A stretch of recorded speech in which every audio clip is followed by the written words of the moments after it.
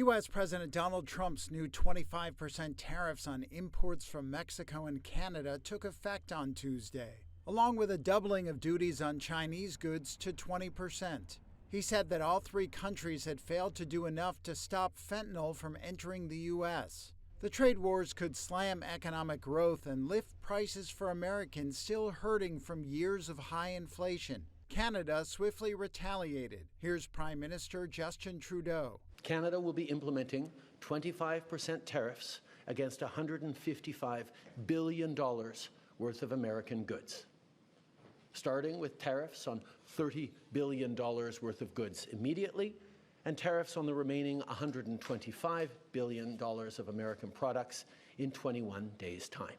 Now, it's not in my habit to agree with the Wall Street Journal, but Donald, they point out that even though you're a very smart guy, this is a very dumb thing to do. Mexican President Claudia Sheinbaum said she would unveil her response this weekend. Por ello, hemos decidido responder. Therefore, we have decided to respond with tariff and non-tariff measures that I will announce in a public square next Sunday. It is by no means our purpose to start an economic or trade confrontation, which unfortunately and regrettably is the opposite of what we should be doing. That is, integrating our economies more to strengthen our region. China announced additional tariffs of 10 to 15% on certain U.S. imports from March 10th, and a series of new export restrictions for designated U.S. entities. Later, it said it had raised complaints about the new measures with the World Trade Organization.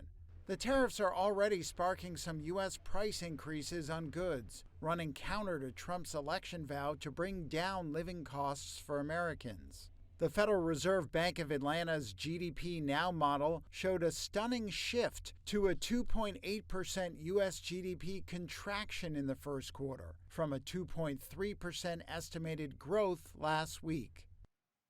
It's heartbreaking that the government is causing a rift between people who just want to do business. Bonnie Chandler, general manager of Ontario-based Canadian Auto Stores, a small family-owned auto parts retailer that has been around for more than 80 years, said she was fearful over what the new tariffs imposed by U.S. President Donald Trump might do to her business. It's a fear, because if those parts are going to be more expensive, then our customers will pay for them. When things were already tight before, it's just time and money that we don't have. Automakers are also sounding the alarm over the new tariffs on Canada and Mexico, saying they will disrupt the integrated supply chain across North America that has been in place for more than 25 years. Some auto parts can cross a border 6 or more times before final assembly. Who knows when we're going to start seeing the impact? Jeff Tamaroff is the chairman of Tamaroff Honda in Southfield, Michigan. I mean, Trump said it from the beginning that he was going to do this.